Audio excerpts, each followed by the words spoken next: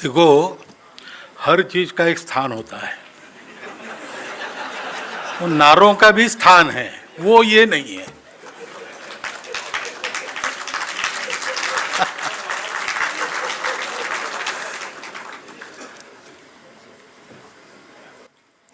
आज के कार्यक्रम के अध्यक्ष श्रद्धेय स्वामी बालकानंद जी गिरी जी महाराज, उपस्थित सभी पूज्य संत चरण, उपस्थित सज्जन, वेदों के विद्वान, नागरिक सज्जन, माता भगिनी, उत्साह बढ़ाने के लिए मैं आया हूं। वेदों के बारे में बोलना मेरा अधिकार नहीं है, परंतु अब जहां संघ ने मुझे बिठाया है वहां मुझे बुलाते हैं, मेरे आने से उत्साह बढ़ता है तो काम हो गया, लेकिन बोलने के लिए भी कहते हैं तो फिर बोलना पड़ता है। वेद और भारत, ये कोई दो बातें नहीं है। वेदों में ज्ञान है, और ज्ञान दोनों प्रकार का है, भौतिक भी है, आध्यात्मिक भी है। भगवान ने गीता में कहा है, त्रैगुण्य विषयाद वेदा। प्रकृति त्रिगुणात्मक प्रकृति है, जिसके अंदर सारी सृष्टि है, उसका ज्ञान भी वेदों में है। लेकिन आगे कहा है, निस्त्रैगुण्यो भवार्जुना। तो वेदों में जो त्रिगुणात्मक ज्ञान है, उसके परे जाकर वेदों में उसके परे का भी ज्ञान है। अविद्या भी है, विद्या भी है, उसको प्राप्त करो, ऐसा गीता में कहा गया है। तो ये वेदों का, वेद अपना ज्ञान निधि है। और ये वेद हम जानते हैं कि ये लिखे नहीं गए, ये सोचे नहीं गए, ये देखे गए। मंत्र दृष्टा थे ऋषि, उन्होंने ये सब देखा। तो प्रश्न मन में आता है कि ये ऐसे मंत्र पुस्तकों के पन्ने आते हैं क्या सामने? ऐसा उसका अर्थ नहीं है। सारी दुनिया ये तो मानती है, सारी दुनिया की सब धार्मिक परंपराएं और विज्ञान भी मानता है कि सृष्टि का पहला रूप ध्वनि था। तो बाइबल में भी कहा है कि पहले वर्ड ही था, वर्ड ही भगवान था। तो पहली हलचल जो हुई, निष्पन्द ब्रह्म व्यक्त ब्रह्म हुआ, व्यक्त ब्रह्म में आया, तो उसकी हलचल हुई, और हलचल से ध्वनि उत्पन्न होती है। तो सारी दुनिया ये ध्वनियों की बनी है, जिसको अपने आप परंपरा में शब्द है स्वर, स्वरविद ऋषि ऐसा कहते हैं। इस स्वरों को वो देखते हैं, देखते हैं ना, आंखों से देखना अलग बात है। वो एक भावातीत स्थिति में इन सब का अनुभव होता है। अब आज मनुष्य कलियुग की स्थिति में ज्ञान प्राप्त करता है, तो यहां तक जाना उसके लिए कलियुग में संभव नहीं है। बहुत थोड़े लोग होते हैं ऐसा जाने वाले। तो वो अपने ज्ञानेंद्रियों से ज्ञान प्राप्त करता है। ज्ञानेंद्रियों को कुछ और जोड़ता है, दूरबीन जोड़ता है, माइक्रोस्कोप जोड़ता है, उसके आधार पर जितना दिखता है उतना ज्ञान प्राप्त करता है। ये दोनों प्रकार है ज्ञान प्राप्त करने के। ज्ञानेंद्रियों से ज्ञान प्राप्त करने की एक मर्यादा है, वो मर्यादा अब विज्ञान प्राप्त कर चुका है। अब माइक्रोस्कोप और इन सब साधनों से ज्ञान प्राप्त नहीं होगा।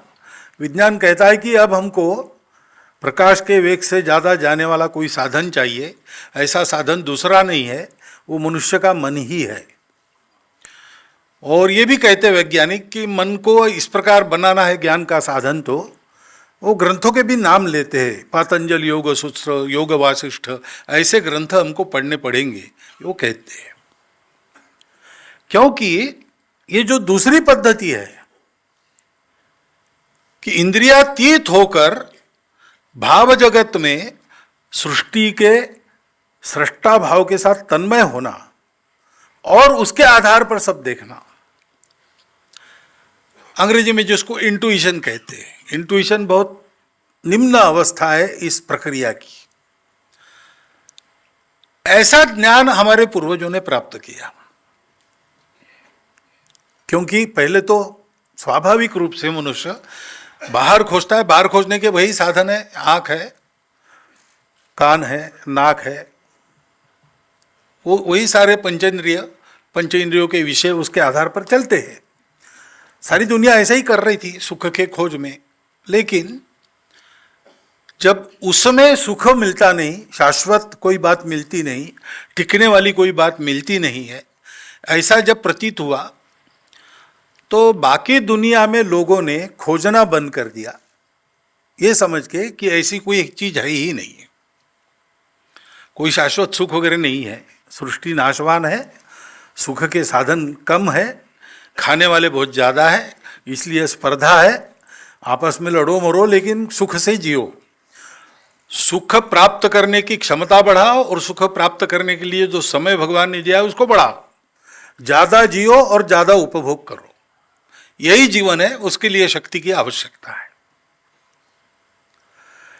लेकिन हमारे यहाँ लोग रुक गए नहीं, रुके नहीं यहाँ, उन्होंने अंदर खोजना प्रारंभ किया। क्योंकि हमारे यहाँ हमारी मातृभूमि भारत है, वो सुरक्षित और समृद्ध थी। समृद्धि होने के कारण यहाँ हमको अपना जीवन जीने के लिए स्पर्धा नहीं करनी पड़ती थी, सबके लिए भरपूर था, और चारों ओर से सुरक्षित होने के नाते आक्रमण का भी भय उस समय नहीं था। तो हमको लड़ने की जरूरत नहीं पड़ी, कुछ नहीं पड़ी, स्पर्धा की जरूरत नहीं पड़ी, तो फुर्सत भी थी और ऐसा सात्विक जीवन जीने के कारण प्रवृत्ति भी थी। तो हम यार रुके नहीं, हमने कहा बाहर नहीं मिलता तो अंदर है क्या। खोजते खोजते हम अंदर वहां तक पहुंच गए, और पहुंचने के कारण फिर हमको ये पता चला कि वास्तव में सारा विश्व एक ही है और सब एक दूसरे से जुड़े हैं। ये जो अलगाव है, जो अलग अलग हम दिखते हैं, एक दूसरे को देखते हैं, एक दूसरे के साथ व्यवहार करते हैं, अच्छा व्यवहार करते हैं, बुरा व्यवहार करते हैं, पुण्य पाप की लड़ाई होती है, सारा जो होता है वो क्षणिक है और एक हद तक वो सही है, उसके बाद वो गलत है, यानी वो नहीं है। इसलिए उसको मिथ्या कहा गया। मिथ्या यानी झूठ नहीं, मिथ्या यानी एक हद तक चलता है, उसके बाद नहीं चलता है। मेरी भूख है तो मुझे खाना पड़ता है, आपकी भूख है तो आपको खाना पड़ता है, ये एक हद तक चलता है। जब पुत्र भोजन कर लेता और भोजन समाप्त हो जाता है तो माता कहती है कि तूने खा लिया, मेरा पेट भर गया। तो दोनों का पेट अलग अलग भरेगा, ये एक हद तक सत्य है। उसके बाद तो तुमने खा लिया, मेरा पेट भर गया, ये आता है। ऐसे ये दुनिया एक हद तक चलती है, उसके बाद तो सब एकाकार है और सब शाश्वत है, और कोई उसमें विकारों की कोई महत्ता नहीं है, कुछ नहीं है। शुद्ध आनंद, सच्चित आनंद है, सत्यम अनंतम ज्ञानम, बस यही सत्य स्वरूप है मनुष्य का। ये जब पता चला तो संपूर्ण दुनिया अपनी है, ये निष्कर्ष अपने आप आ गया। अब अपनी है तो उसको भी ये ज्ञान देना चाहिए जो हमको मिला है। इसलिए ऋषियों ने बहुत परिश्रम करके अपने राष्ट्र की उत्पत्ति की, क्योंकि विश्व के कल्याण की इच्छा उनके मन में थी। भद्रम इच्छन्त्र विषय स्वर्विदा तपो दीक्षाम उपसे दुरग्रे ततो राष्ट्रम बलम ओजश्च जातम। तो इसलिए मैंने कहा कि भारत और वेद एक साथ है, समानार्थी है, और मूल से जानने के कारण इसमें सारा ज्ञान है। तो बताओ सीटी स्कैन का मशीन वेद में कहाँ है? ऐसा कोई कहेगा नहीं है, ये बात सही है। लेकिन सीटी स्कैन का विज्ञान जो निकला है, जो जहां से निकला है, उस मूल को जानता है वेद।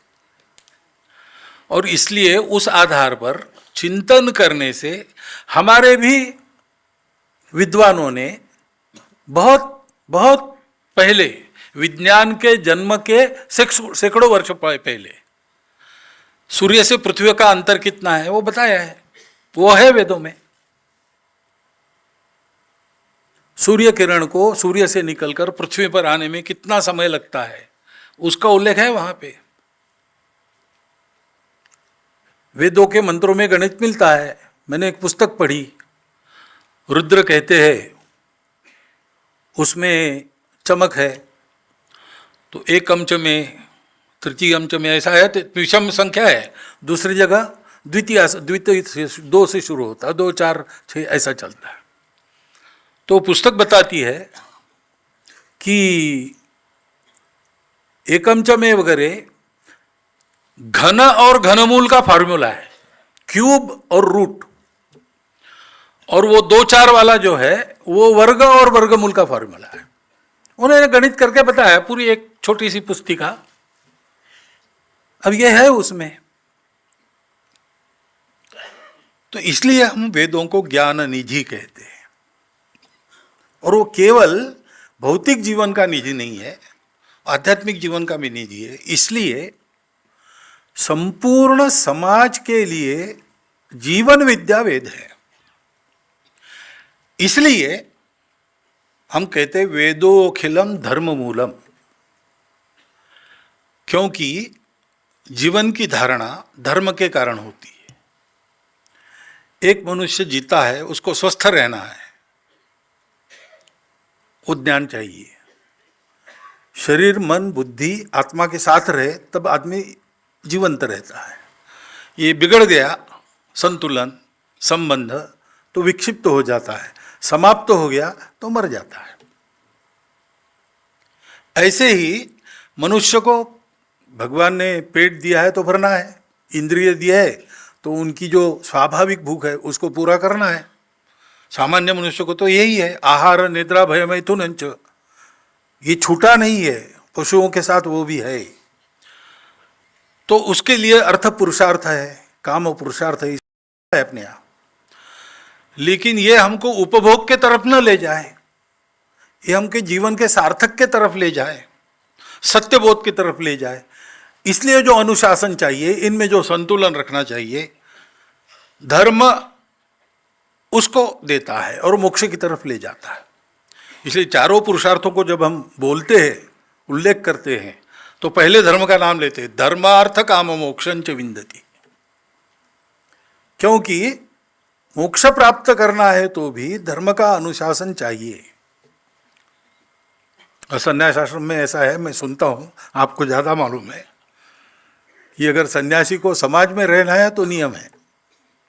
हिमालय में जाकर साधना करनी है, वनों में एकांत में साधना करनी है, तो सन्यासी सब धर्मों के ऊपर है। क्योंकि धर्म सबकी धारणा करता है।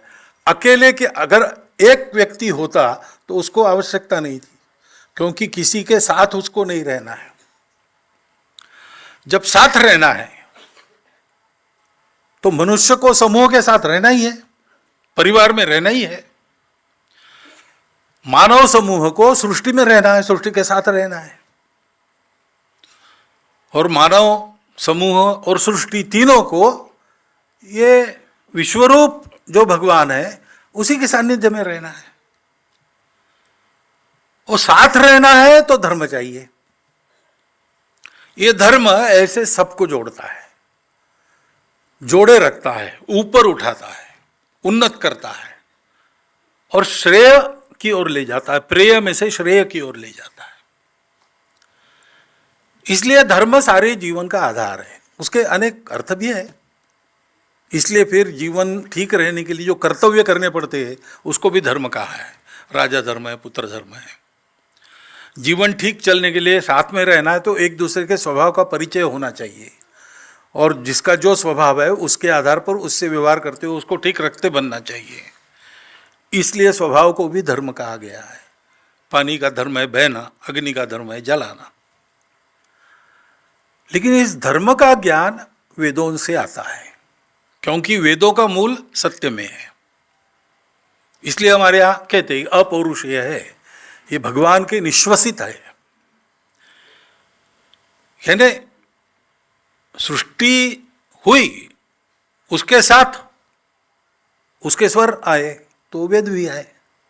उनको देखा होगा बाद में चाहे, लेकिन वो पहले से है, उसी की सृष्टि बनी है। और वो आया तो उसके साथ धर्म भी आया। ऐसे ये वेद है, और ऐसे ये होने के कारण इसको समझना ये कठिन बात है सामान्य व्यक्ति के लिए, विद्वानों के लिए भी कठिन है। ये मैं कह रहा हूं, मेरा अधिकार नहीं बोलने का, मैंने क्या बोले ऐसे विषय में, हमारे जैसे लोग क्या बोले, लेकिन बोलना पड़ता है। ज्ञानेश्वर महाराज ने कहा है, व्यासाधिकांसे उन्मेख रहाटति देथ शासंक। व्यास जैसे महर्षियों के उन्मेष, नवोन्मेष शालिनी उनकी प्रतिभा, वो जिसमें साशंक होके इधर उधर भटक रही, वहाँ तेथ मी ही रंक एक चावड़ी की, वहाँ मैं एक सामान्य मानूस, मैं सामान्य आदमी बड़बड़ कर रहा हूँ, ऐसा ज्ञानेश्वर महाराज कहते हैं।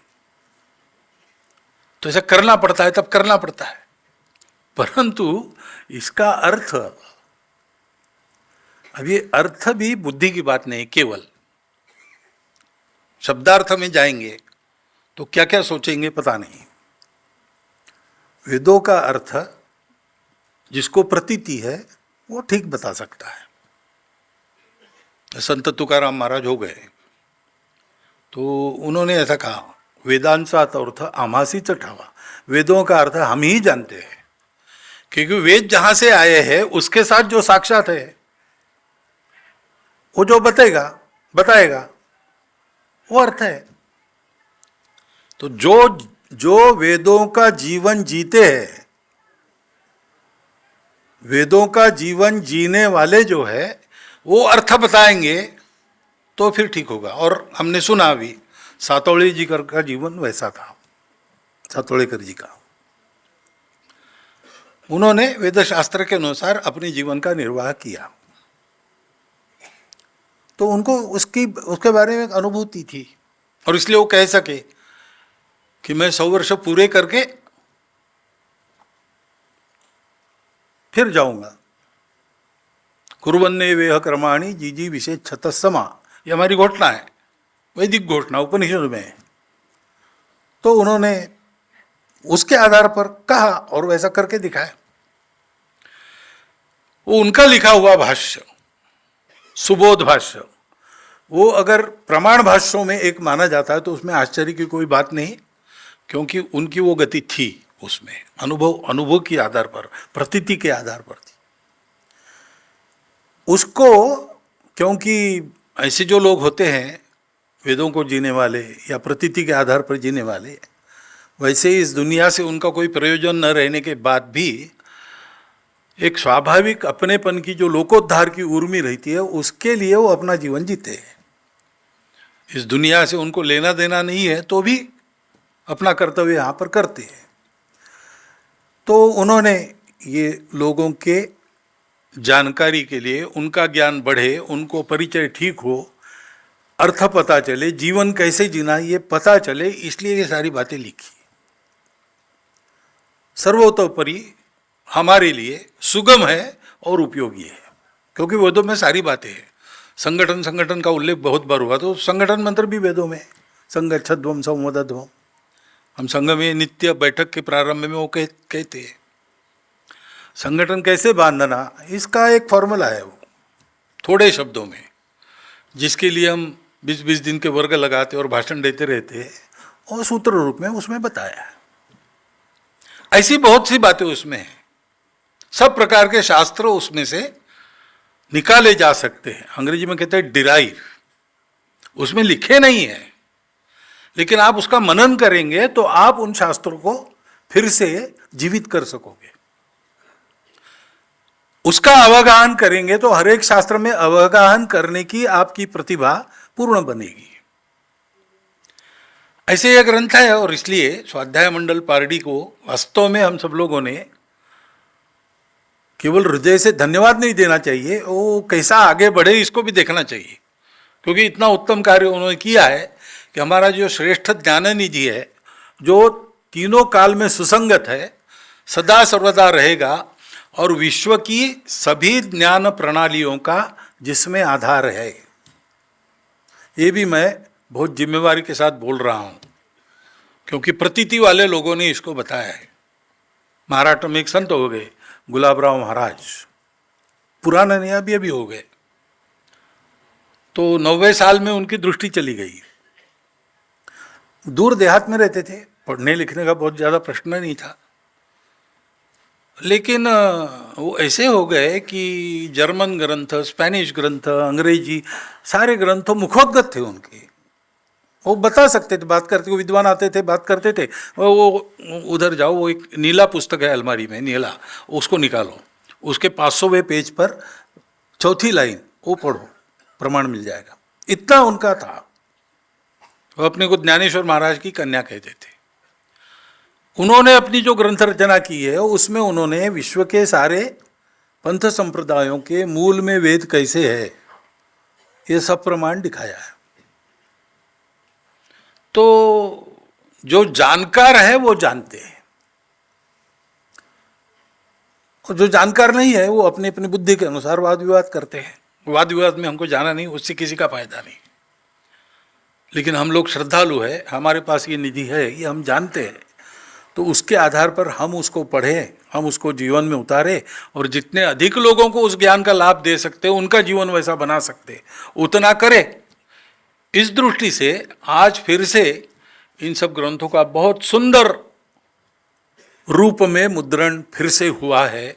ये हम सब लोगों के लिए एक अत्यंत बड़ी बात है। ऐसा कहते हैं कि सनातन धर्म के उत्थान का समय आया है, हम देख ही रहे। योगी अरविंद ने घोषित किया था। इस तरफ सारे विश्व का रुख भी बदल रहा है, बन रहा है, ये भी हम जानते हैं। तो इस प्रक्रिया में मैं समझता हूँ कि ऐसा एक सुबोध भाष्य तीनों वेदों का सातोळीकर जी जैसे आधिकारिक व्यक्ति के द्वारा लिखा हुआ, वो फिर से हमको सुव्यवस्थित रूप में प्राप्त होना, ये भी एक अपने लिए संकेत है और अपने लिए आगे बढ़ने के लिए एक बहुत बड़ा साधन है। उसका हम सब लोग लाभ ले, इतनी प्रार्थना करता हूँ और मेरे 4 शब्द समाप्त करता हूँ।